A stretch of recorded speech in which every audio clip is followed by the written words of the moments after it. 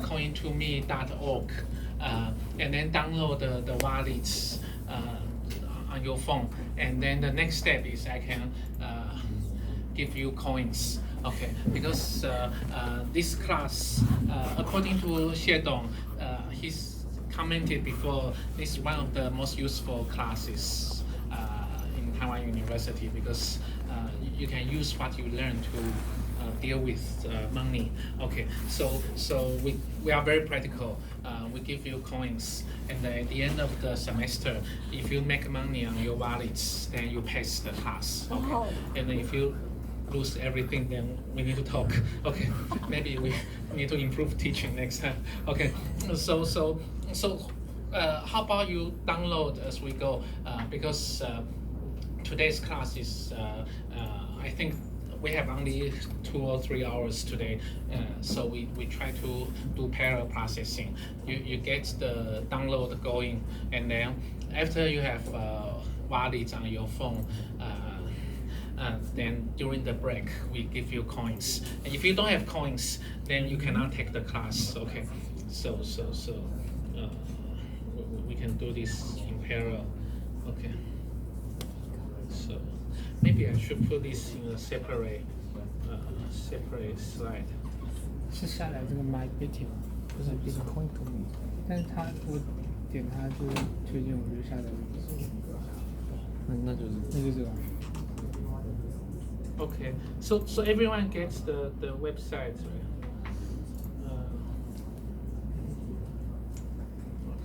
Okay. Let me put it here, so it's more clear. 没结果，收不到。说 iOS 不行 ，iOS 不行是吗？ Okay, so we have TAs here. So if you have problem with我刚刚用那个 downloading Facebook this, 的二维码扫不出来。说 iOS 不行。可以吧？我等一下，我再试一次。Okay. 那有可能真的不行。Okay, so hopefully the instruction is clear here. Download the wallet to take the class. OK， 可以。它只有 iPhone 版本还是只有 Android 版本？两个都有吗？好，那活了。If you don't have iPhone or Android phone, then we will figure out another way. Okay, so coin2me.org.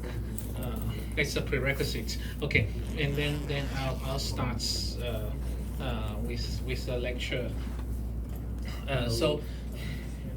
So here I think the big potential here is that if you look at the values of all asset class in the world, that the global GDP is $80 trillion. It's increasing slowly, actually.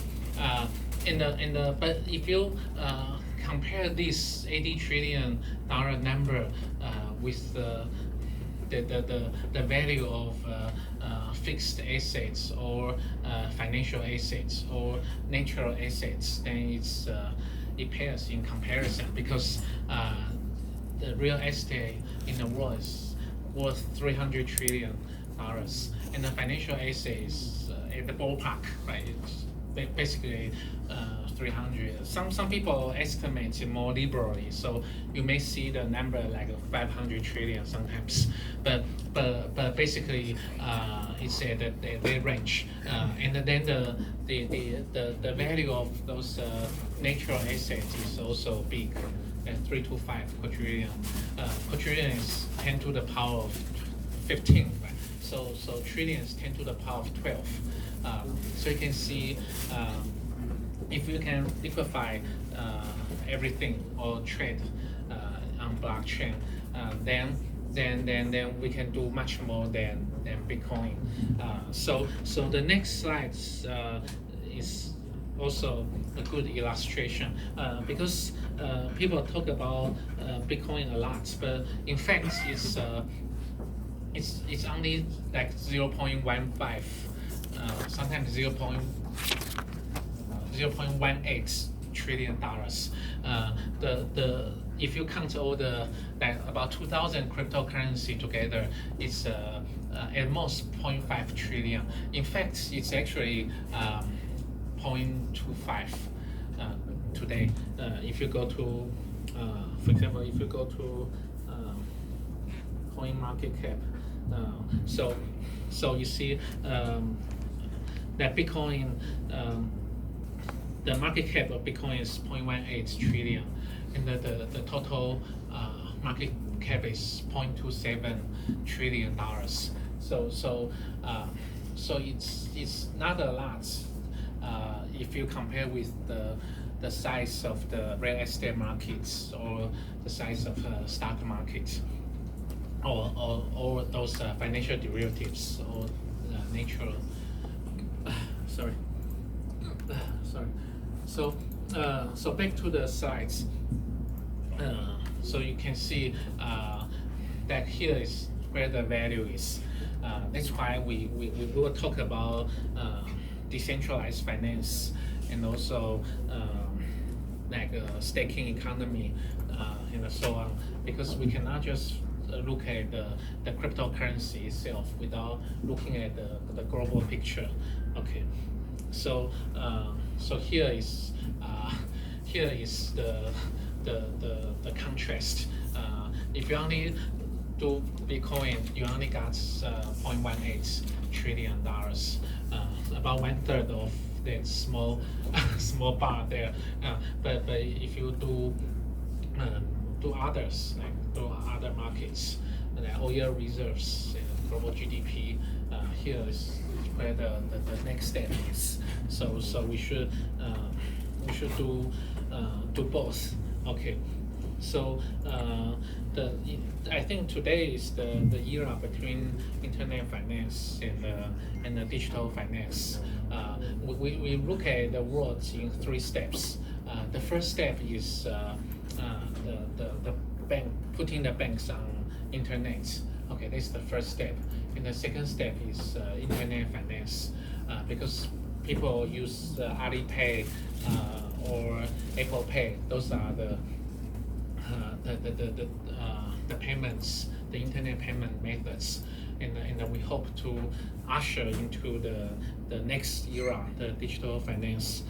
So especially customer behaviors and business models of financial industry have changed drastically, and so back to these 2 forms we mentioned before. Earlier I mentioned that if we can digitize everything, in Mandarin 就活化资产，就如果能够活化资产走向国际 ，English is digitize everything, liquefy the world. Then we can embrace these trillions and trillions of dollars in terms of market size. And the API-based banking, I think the best example is DeFi. I will talk about. I think the government, especially the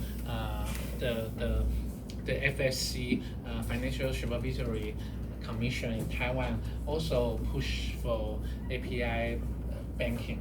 Okay, but so far it's not very successful because it's voluntary system. And naturally, only 2 or 3 banks volunteer. Okay, no banks naturally want to share their data with fintech companies or with individuals. If you can use the open API to do transactions with any banks, then those banks are worried because they may not compete. They may not be able to compete effectively with these fintech companies or with students here.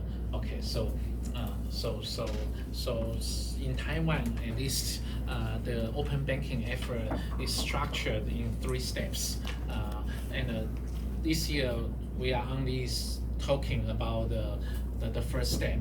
And I think we talk about the first step partly because of the election year this year. Okay, so we need to show we are innovative. We need to come up with open banking APIs. But like I said, only 2 or 3 banks sign up, and also it's read-only API. So you won't be able to do any in transactions until the third stage. So stage 1, 2, 3, right? The stage 1 is just for inquiry, and stage 2 you can search for some data. And then only on the third stage you can do some real transactions. And that's why many students come to me and say, professors, we have been learning about fintech, but after graduation, we cannot use what we learned because there's no open API yet. Okay, if there's no open API, how can you do digital finance? You cannot even write programs to do transactions with this traditional banking system. So that's why I think blockchain is important. Earlier I asked you to download coin2me.org. After you download coin2me.org, we can do some fintech ourselves, right? In a parallel world. Okay, so real world we still live in the real world, of course, but we want the students to practice this fintech in the real sense. So the open banking API in the digital world is this DeFi. Okay, I'll talk about DeFi next. Okay, but let me quickly overview the two forms. Okay, the first form. Okay, by the way, all the slides will be on the class website. Okay, so you don't need to worry about writing down notes. Okay, so okay, the first form we'll talk about is this digitize everything. Okay, so have you heard about STO security token offering? If you heard about STO, raise your hand. Okay, so a few of you. Okay, so it's in the same direction as STO. Yeah, like we basically we want to say conventional transactions could be done directly on your phone. Okay, so mobile payment is just the first step. They want to do this blockchain and a lot of fintech services. Okay, and the API-based banking, I think that's this API culture is very important in Silicon Valley because the culture there is then every startup can focus on its own work, and all the rest can. Like the startup can just use the APIs developed by other people, and and this allows the startups to focus on the strength on their business model, and when the startups succeed, and then it will turn their product into APIs so that other people can use these startups as well. So this way can boost the efficiency and enrich the diversification of industry, and also it provide better services, empower the customers, and I think I'll talk about the open finance API next. Okay, so here just the recap. Okay, so basically, the past 10 slides are just to warm up. In this class, of course, we try to take care of both groups of people. Some are Mandarin speaking, some are English speaking. Okay, so the slides I try to do as much English as possible. And sometimes I have some Chinese, but in parentheses, but then you can figure out the meaning even if you don't read Chinese. Okay, because that's for the benefit of the Mandarin speaking audience here. I guess maybe 75% of the students here, their first language is Chinese, and so sometimes here is the illustration. Sometimes I have an English slide and the translation in Chinese slide next. Okay, so I got the feedback from the previous class. Sometimes students say we should use English mainly, but from time to time we give a recap in Chinese, so 75% of the students can follow. Okay, so if you don't read Chinese, you can infer the meaning from the context. Okay, so far so good, right? So here, just a quick recap. Please download the wallet if you haven't done so, and also I just give a quick overview of the class. It's not just about Bitcoin. Of course, the title of the course is Bitcoin and data analytics, but we have all different kinds of assets in view. Okay. So these are the many different asset classes. Okay. So here people already get the key information here. We want to enter the era of digital finance, and also we want to train the students to do API banking. Otherwise, you cannot even start your own fintech service later on. Okay, this is the essence. Okay, so here, like I said, we have some Chinese can infer. Okay, so maybe every 12 slides also, I have some slides with Chinese translation next to the English, so you can. So the 75% of the audience can like catch up, and otherwise some students say they get lost after 12, 13, 15 slides of English after English. Okay, so like I mentioned earlier, we have 3 eras. Like this internetized finance is like putting banks on internet. Like for example, Yisang Bank, they want to have an online presence, so they put a website called yisangbank.com. Okay, so that's the putting a bank on the internet, but their mentality is still the traditional banking. In contrast, like Alibaba and Tencent, they are internet company in their DNA. Okay, so those companies, they come and do the banking. Usually their success rate is higher because they really understand what young people are thinking in the internet era.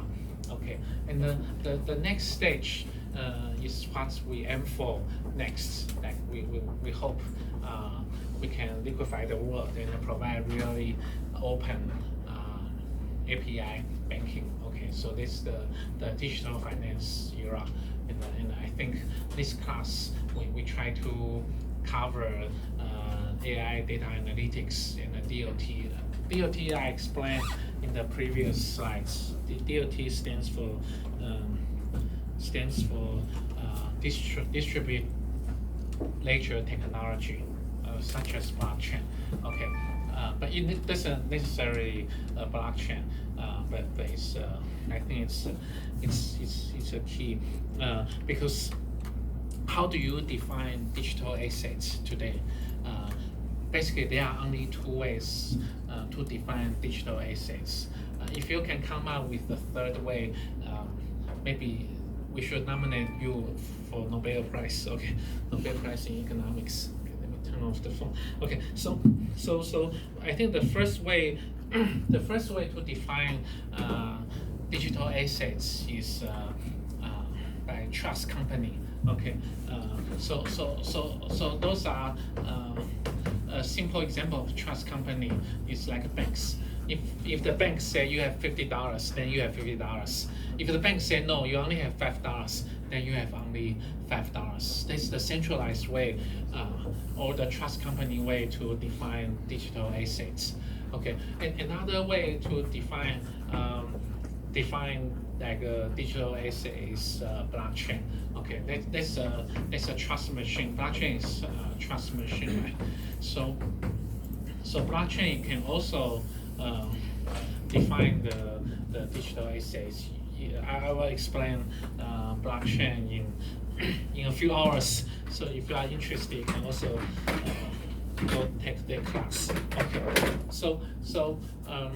The trust machine is a decentralized way to define your digital assets. Fundamentally, if you have the private key to this digital asset, for example, to Bitcoin, then you own these assets because you can use this private key to operate on this digital asset without any interference. Okay, so this is a trust machine, and the trust company, you have to trust the bank, trust the government, and if if your country's fiat currency got diluted, then all your earnings in your life may go away. So this is you put your trust on others, governments, banks, and so on. But in terms of trust machine, it's trying to say, okay, we just use this asymmetric cryptography, which I will explain later, to define your assets. Okay, so these are two different ways to do it. Okay, so in this era, digital finance, I think that trust machine will play more and more important role. Okay, and of course, DLT, distributed ledger technology, can be based on blockchain technologies or others. Okay, and digital finance digitize everything. Okay, so it gives you EFG. E stands for efficiency. F stands for finality. Okay, if you have private key, and if you commit a transaction on your blockchain, then that's it. Okay, then you have finality there, so it's immutable. G stands for expectability because it's a distributed ledger. It's an open.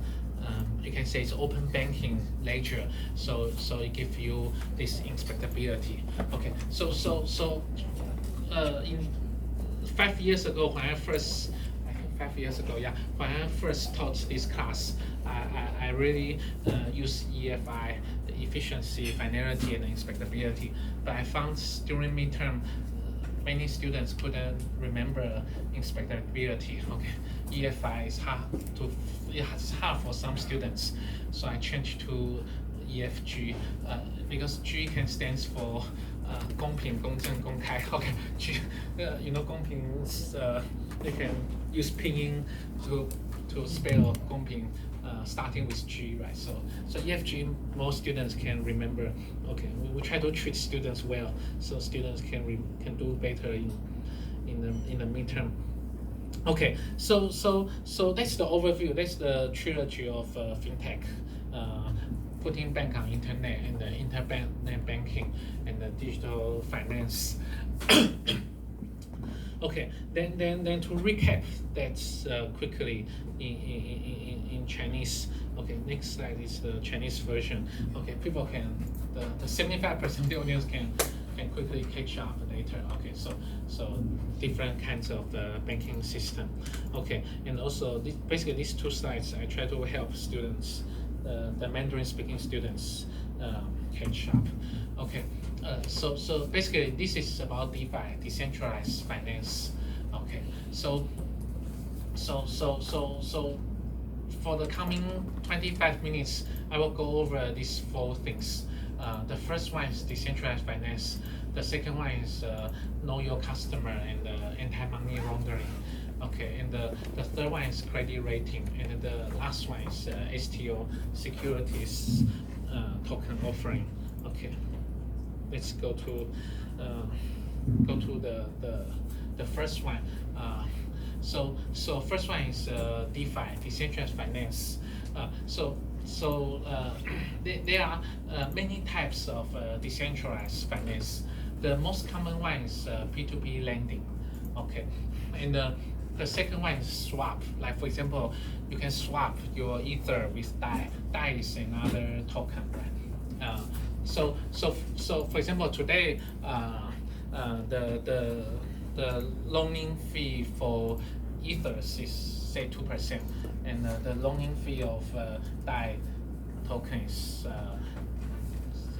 13% also. Okay, so you can do arbitrage easily. 你可以套利 so because 13% minus 2% is 11%, right? So if you get Ether, you swap, you use the swap API to get DAI. And vice versa, you can try to arbitrage between them. I'll explain more details later. Okay, so you can first use P2P lending to get some token, and then you swap to seek the where the profit is. And I will explain CoinLend. Then you can go to coinlend.org to lend your tokens away.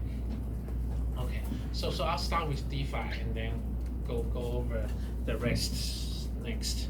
Okay, so P2P lending DeFi and the swap DeFi, and the InsurTech is for insurance. Okay, and the CoinLend. So there are many kinds of DeFi's here. In fact, you can go to DeFi pass. Okay, so you can check yourself like different kinds of DeFi service yourself. Okay, so Maker, Compound, we'll talk about them next. Okay, but first let's start with CoinLend. Okay, so this is CoinLend. Okay, so you can see that this is not very far apart in terms of time. Okay, I took a snapshot at some points and take a few hours later take another snapshot. Okay, then the interest rate is 315%. Okay, I guess that's why a lot of my students are into DeFi. A lot of young people are into DeFi. But 5 slides later, I will explain the risk, the high risk of DeFi. Okay, because I think that's always true, right? High risk means high reward. If you want to go for 315% interest rate, there must be risk somewhere. Okay, and some people may not want you to know the risk, but as researcher, we need to research on those risks. Okay, so like for example, if you want to lend euro, okay, it's 208% interest rate, and this is the platform. The name of the platform here. In terms of Bitfinex, there's no fee. So the in terms of CoinLend, they charge you 5% fee, and Poloniex is 15% fee, and Liquids for Liquid is 50% fee, and the user borrow stable coins which anchors US dollar or euros and Japanese yen and so on. Okay, so just like the next slide, I will go into more details. Okay, because sometimes I make the appointment. I remember I made an appointment with the students. I think 2 weeks ago, and I was waiting for 20 minutes, and the student didn't show up, and I was thinking, what's going on? And then half an hour later, he showed up, and he said he just puts $1.6 million. Okay, okay. The students are richer than the teacher. Okay, he's putting 1.6 million Taiwan dollars to CoinLend, 是不是?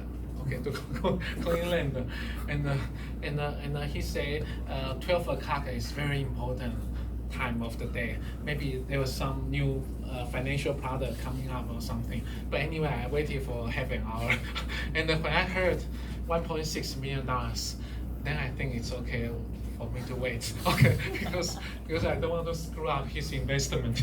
Okay, but anyway, I'll next explain how this affects my research. students become late in our meetings and so on.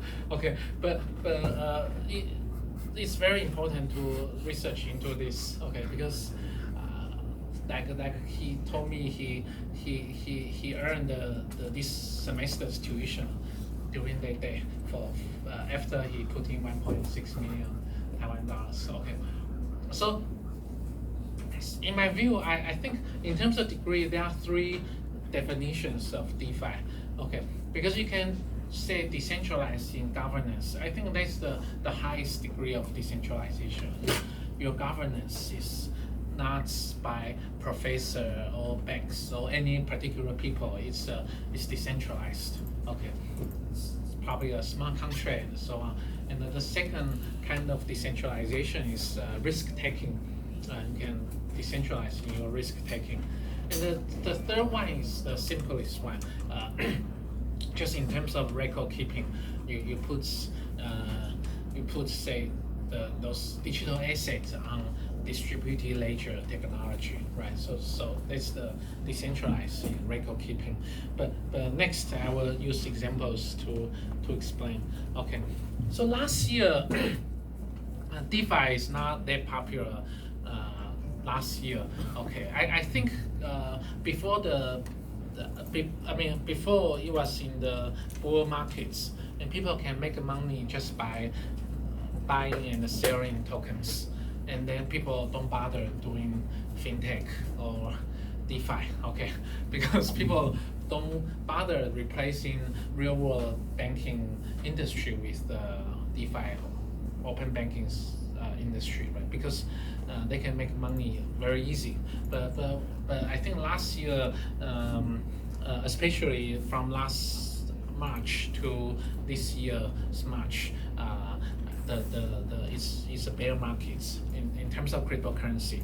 Okay, so people start looking into this, and also I think another reason for DeFi's rise is the development of stablecoin.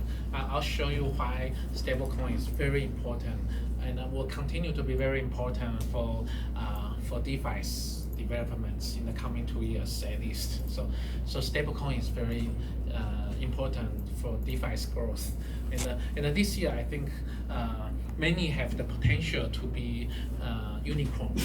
Like say you write 2,000 lines of smart contracts, provide this DeFi service, and then you're on your way to be unicorn. It can be $1 billion business and so on. Then because we are researchers, we have to base everything on facts. Everything we study, everything we research, we have to be based on facts. So only when DeFi